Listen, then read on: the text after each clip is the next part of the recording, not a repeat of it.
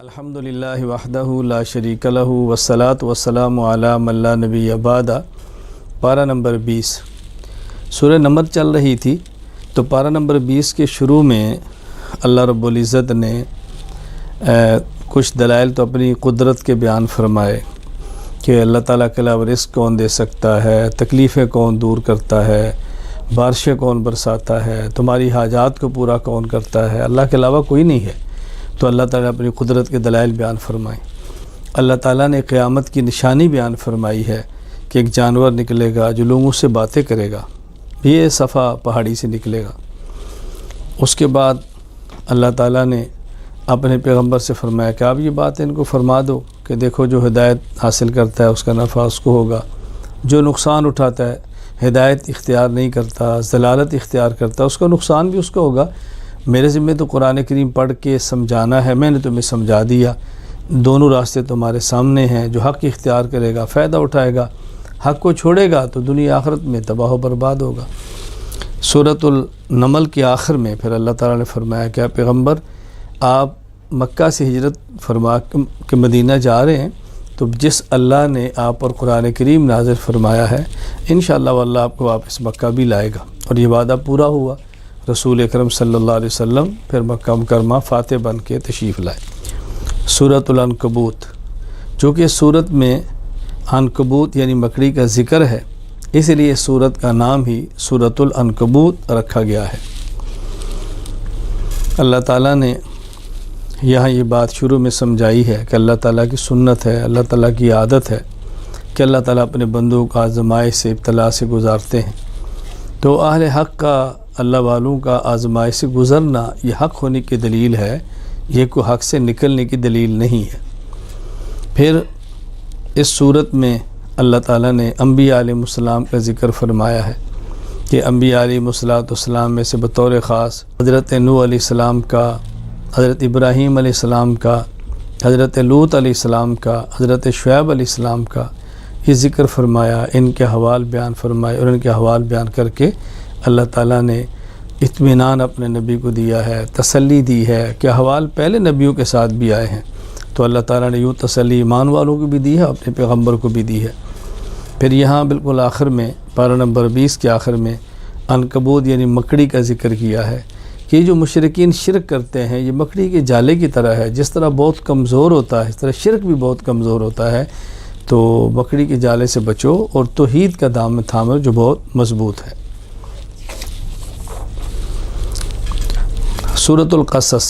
قصص کہتے ہیں چونکہ واقعہ بیان کرنا۔ اس سورت میں موسیٰ علیہ السلام کا ایک اہم واقعہ ذکر کیا ہے کہ موسیٰ علیہ السلام شہر میں داخل ہوئے، اور موسیٰ علیہ السلام کی قوم کا آدمی جو اسرائیلی تھا، فرعون کی قوم کا آدمی جو قبطی تھا، آپس میں لڑ رہے تھے۔ تو موسیٰ علیہ السلام نے چھڑانے کے لیے قبطی کو مکہ مارا تو وہ قتل ہو گیا، قتل کا ارادہ نہیں تھا۔ حضرت موسیٰ علیہ السلام نے اللہ تعالیٰ سے دعا بھی مانگی، یا اللہ میرا ارادہ قتل نہیں تھا لیکن ہو گیا، مجھے آپ معاف فرما دیں۔ دوسرے دن پھر موسیٰ علیہ السلام شہر میں داخل ہوئے تو وہی ان کی قوم کا جو اسرائیلی آدمی تھا کسی سے لڑ رہا تھا، تو حضرت موسیٰ علیہ السلام نے چھڑانا چاہا، تو چھڑانے کے لیے شاید آپ نے پھر مکہ اٹھایا۔ وہ اسرائیلی بول پڑا کہ کل آپ نے اس کو مارا تھا تو آج آپ مجھے ماریں گے، تو اس سے یہ بات پھیل گئی کہ قاتل تو موسیٰ علیہ السلام کے جو گزشتہ کل واقعہ پیش آیا تھا، تو تلاش کیا جا رہا تھا بندہ کون ہے جس نے قتل کیا۔ پھر موسیٰ علیہ السلام وہاں سے چھپے اور چھپ کر اپنی جان بچانے کے لیے دوڑے، اور مدین کا آپ نے رخ کیا۔ راستے میں ایک جگہ آپ ٹھہرے جہاں کنواں تھا، لوگ پانی وہاں سے بھر رہے تھے، اور وہاں دو عورتیں بیٹھی تھیں، بچیاں کیوں بیٹھی ہیں؟ کہا جی لوگ جائیں گے تو ہم اپنی بکریوں کو پانی پلائیں گے۔ موسیٰ علیہ السلام لوگوں کو پیچھے ہٹایا اور آپ نے اس کنویں سے پانی نکالا، ان کی بکریوں کو پلایا، اور پھر ایک طرف ہو کر بیٹھ کر اللہ سے دعا مانگی، یا اللہ میں مسافر ہوں، محتاج ہوں، آپ میرے رزق کا انتظام فرما دیں۔ یہ دونوں بچیاں حضرت شعیب علیہ السلام کی بیٹیاں تھیں، ان نے واپس اپنے باپ حضرت شعیب علیہ السلام سے برا واقعہ بیان کیا، تو آپ نے فرمایا ان کو بلا کر لو، لایا گیا۔ تو حضرت موسیٰ علیہ السلام کی بیٹیوں نے کہا ابا جی تو قوی ہے، ہم نے مشاہدہ کیا ہے، اتنا بڑا ڈول ہے پانی کا نکالتے ہیں، ساری بکریوں کو پانی پلا دیے، اور پھر امین ہے، حیا کا بہت خیال کی، آنکھ اٹھا کر بھی ہماری طرف نہیں دیکھی، آپ ان کو ملازمت پہ رکھیں۔ تو حضرت شعیب علیہ السلام نے موسیٰ علیہ السلام سے فرمایا میں چاہتا ہوں کہ آپ 8 سال تک میرے پاس ملازمت کریں، میں اپنی بیٹی کا آپ کو رشتہ دے دوں گا، اور اگر آپ 10 مکمل کریں تو آپ کی اپنی مرضی ہے۔ خیر موسیٰ علیہ السلام وہاں ٹھہرے، 10 سال تک بکریاں چرائیں، حضرت شعیب علیہ السلام کی بیٹی کے ساتھ نکاح ہوا، پھر آپ واپس تشریف لائے، اور موسیٰ علیہ السلام کا یہ واقعہ بڑی تفصیل سے یہاں پر موجود ہے۔ تو حاجت پیش آ گئی، بندہ کوئی نہیں تھا، پھر آپ نے ایک پہاڑی پہ دیکھا کہ آگ نظر آ رہی، وہاں گئے تو یہ موسیٰ علیہ السلام کو نبوت ملی، آپ کے اوپر وحی آئی، تو یوں موسیٰ علیہ السلام کا واقعہ پیش آیا۔ پھر آپ واپس تشریف لائے ہیں جہاں اپنے فرعون کو دعوت دی ہے، وہاں ایک شخص قارون تھا، بہت مال و دولت کا مالک، پورے اونٹوں کا ایک غلہ ریوڑ اس کا، یعنی یوں سمجھے خزانے کی چابیاں اٹھاتے تھے، اس کو اپنے مال پہ بہت ناز تھا اور اس کو بہت فخر تھا اپنے مال کے اوپر۔ تو خیر پھر یہی شخص تھا کہ ناز تھا، سمجھایا گیا نہیں باز آیا، ایک دن اپنی دولت کے ساتھ نکلا، اللہ کی طرف سے حکم آیا اور زمین اس کو نگل گئی۔ پہلے وہ لوگ جس کی دولت کو دے کے چاہتے تھے ہم بھی اس سے ایسے بنے، پھر انہوں نے کہا اللہ کا شکر ہے کہ اللہ تعالی نے ہمیں اس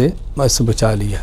تو یوں قارون کا واقعہ بیان کیا ہے۔ اس صورت کے آخر میں اللہ تعالیٰ نے پیشین گوئی بیان کیا، محمد صلی اللہ علیہ وسلم وہ اللہ جس نے آپ پر قرآن نازل کیا ہے،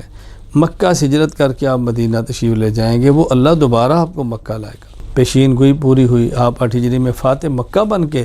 مکہ تشریف لائے۔